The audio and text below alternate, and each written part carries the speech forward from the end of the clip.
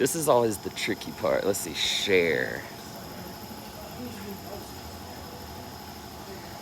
can do a better thumbnail. We're live now.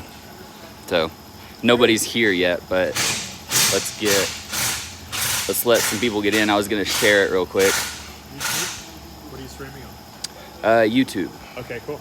So now I somehow have to, let's see. Oh yeah.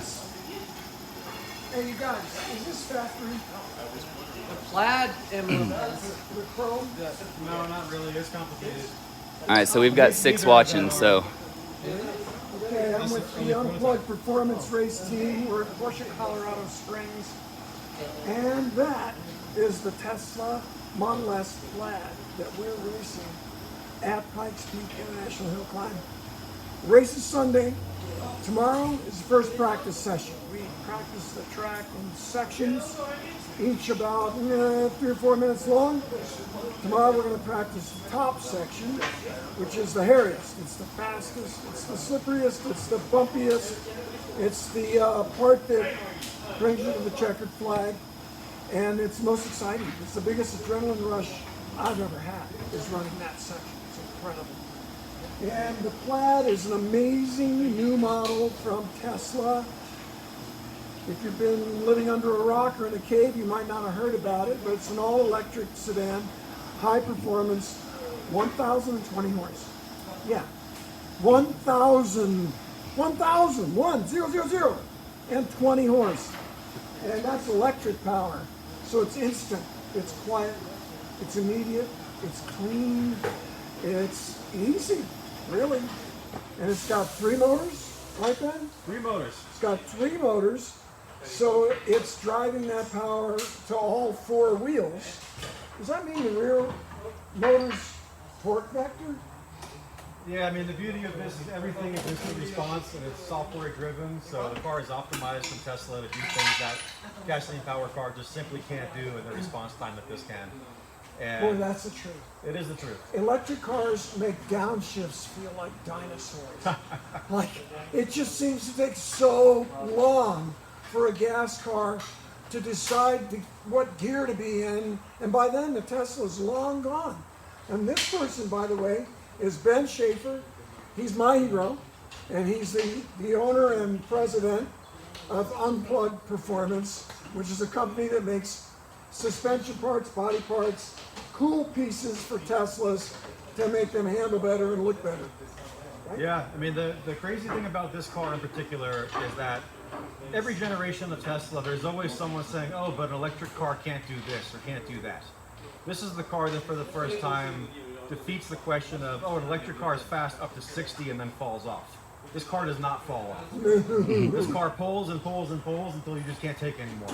I can tell you from personal experience, at 150, your eyes are still wide from the acceleration. So it's new technology.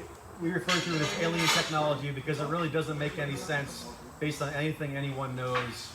And we're out to kind of experiment and test a new platform, which is quite a challenge given that this car just came out. So we're on a mission to conquer the mountain, to get revenge, and to show the world what modern technology can do, especially Tesla's technology, which is on the top of the food chain. We're going to eat everything. This is the second part of the world's greatest comeback. Last year, I drove a Model 3 Performance with Ben in Unplugged Performance. I crashed it in practice, and they worked night and day for 3 days to get the car back together and get it to the start line. And we made a successful run all the way up Pikes Peak, finished second by 1.3 seconds to another Tesla. And if I hadn't crashed it, we would have won by like a minute. But we're coming back with an even better car with a lot of question marks because it's brand new, but boy is it powerful. And those of you who follow the channel know that we ran the car a little bit at Laguna Seca last weekend, WeatherTech Raceway Laguna Seca, and it was strong, ran strong. And we got, well, it was absolutely brand new then. Had a roll cage, that was about it. We got a bunch of new parts in the car. It's better than ever, untested. We're going up tomorrow morning at 3 a.m. because practice starts at sunrise, which at 14,000 feet is about 5:30 a.m. It's cool though, because when you're at 14,000 feet, the sunrise is below you. You ever seen the sunrise below you and come up? It's pretty cool. And we'll be at Devil's Playground. And the views there are just incredible. One of the main reasons to race at Pikes Peak Hill Climb is for the views. You want to tell them about the schedule for the week? I know you kind of mentioned it earlier, but a couple people have asked about it. Oh, okay. Well, Pikes Peak is a week-long event, and it's kind of crazy. You, Ben, anybody can drive their private vehicles up Pikes Peak, America's Highway. No, Pikes Peak Highway on America's Mountains, and you pay something like $12 a person. And Sunday I got to go for free because I'm a stepfather and it was Father's Day. I thought that was really sweet. Anyway, we run all week, but the road is really long. The part we race is 12.5 miles long, and we practice it in sections. So you do a third of it each morning, and the practice happens all before 9 a.m. because they don't want our racing to interfere with normal tourists driving the road every day. So we get up there at like 4 a.m. and get all set up and ready to run practice runs from about 5:30 or 6 till 9. And then you got to get off the mountain and get it back to the public to drive up. And you need to come to Pikes Peak and drive up that mountain. And then imagine racing there. I think it's about a 30, 35 mile an hour speed limit. So it's kind of cool. We're going 120 miles an hour past these 30 mile an hour speed limits. There's something rebellious about that, you know. Speaking of that, my new rebellion watch, we are rebels. That's a Dakar 2021. It's going to build up my left bicep because it's got heft. Anyway, we do that all week. So Tuesday morning, our group is doing the upper section. They put different classes in different sections, and then you rotate each day. So we're starting on the top, and then we're doing the bottom, which is also qualifying for the run order on race day. And then we're doing the middle section, which has the most switchbacks. They call it the W's. And then on race day, everybody gets one run each. It starts at 8 o'clock in the morning. And the reason it starts so early is that being a mountain, it tends to rain, snow, sleet, hail in the afternoon and evening. But in the morning, the weather is usually just beautiful. We don't know for sure, but that's what is normal. And we're in the exhibition class, meaning you can run just about anything that meets the safety rules. And there are several Teslas running. We're the only Plaid. And we're up to try to win this exhibition class too. And guess one of the things you get? You get a Rebellion watch. So I could end up with 2 of these. If we win, I'm giving it to them. But anyway, practice during the week, in the morning, race on Sunday. That's the big race day. We're actually doing alignment here. We're at Porsche Colorado Springs, which is a fantastic facility. One of the guys that runs it is Joe Brenner. He has been so good to us, allowing us to use this facility. Last year when I wrecked the car, he called me and said, "Randy, what can I do to help?" And I said, "I don't know, what do you know about fixing Teslas?" He says, "We got a body shop and 2 trained techs. One of them is right over here working with our guy Eddie. We got Christian. The other guy is Brian. Those guys stayed all night, twice over, and helped. Well, Ben went and bought a new car. Basically swapped every part, because you can't change the car at Pikes Peak. But you can change the motors. You can change the suspension. You can change whatever else we needed to change, which was a lot. Body parts, wheels, got the car all together again, and we raced it on race day. It was an amazing, miraculous comeback. Phase 1, it turns out. This year is phase 2. Come back with a faster car and get the win. And we want to set, I don't even know if this record is formal or informal, but the production car electric record. Volkswagen ran an electric prototype race car I don't think we're going to be able to catch that. But I do think we can beat every other electric car that ever ran on the mountain. And that's my goal. And I want to run in under 10 minutes. Hopefully a lot under if I'm not too crazy. But try to get it under 10 minutes, because a 10-minute run at Pikes Peak is a big deal. If you're under 10 minutes, you're fast. And last year, the winner was, I think, was about a 10:40. I mean, a 9:40 or 9:45. Porsche GT2 RS Club Sport, and several other cars ran in that same time neighborhood. And another cool thing about Pikes Peak is you can run almost anything. The rules are not very restrictive. In pro racing these days, the cars are typically manufactured.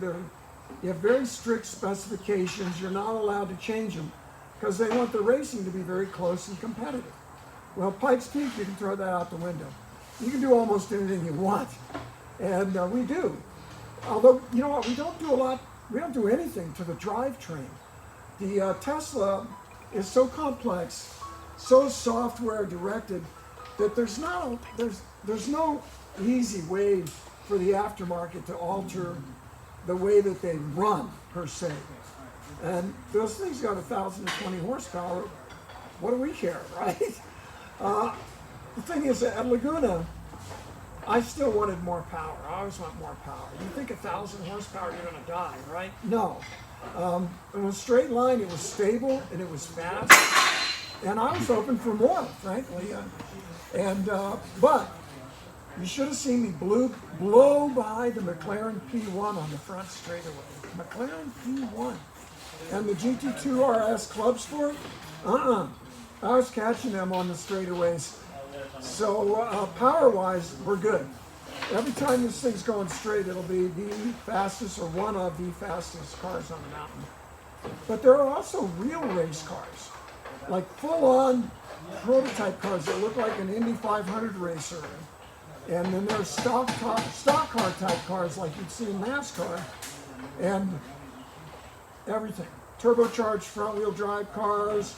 All-wheel drive is popular because there's not much traction and there are a lot of really tight corners.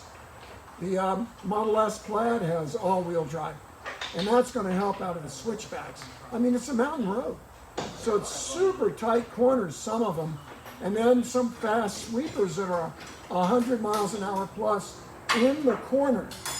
That's why you have the arrow like that wing right there. And everybody got a little cute with some of the other stickers. So downforce. Such race. Much arrow. On the front, we got a really big splitter going on there, which is a way to generate downforce. These wings are like airplane wings upside down, right? So airplanes take off and fly in the air. Car wings are upside down, so they push the car on the ground and you get better grip. You get more traction. And that's going to help us. Ben actually stole that off of one of his own GTR track cars. Ben also has had another company. Hey Ben, does the GTR company still exist? Absolutely. Bulletproof Automotive. Bulletproof Automotive. Specialize in GTRs, if I'm right? Specialize in making GTRs super fast, but this is still faster. No, it isn't. Actually, I know GTRs can go up over 2,000 horsepower, so look out. He stole that wing off of his GTR and threw it on the back of the Plaid. I mean, we've only had this car a very short time. And for our team, that's the biggest challenge, is we haven't had the car very long. There's a lot of unknowns. We're just going to run it. Unplugged Performance makes suspension parts for Model S and Model 3, Model Y, including an off-road suspension package that they're working on now for the Model X and I think the Model Y. Ben, you got an off-road package coming for the Model Y? Yeah, we got something right now to lift it, and we're working on something more extreme also. We Americans like to lift vehicles, right? You like to have them SUVs and Jeeps up in the air. Not me. I like them low. And the Plaid has air suspension. So you can adjust the ride height while you're driving. That's pretty cool. And, well, a lot of power, all-wheel drive, a lot of electricity, It has enormous batteries. We're going to run hard all the way to the peak. And a great team that's working their tail off night and day to get this ready. Tomorrow morning, think of me at 6 a.m. Mountain Time, racing up the top part of Pikes Peak, doing our first test to see if the car can survive the bumps. It's really, really rough up there. Thanks for watching, everybody. I appreciate it. Unplugged Performance. That's UP for short, along with Yokohama, Bill Stein, and Braille Batteries. We're going to race this Tesla at Pikes Peak this weekend on Sunday and go for the record.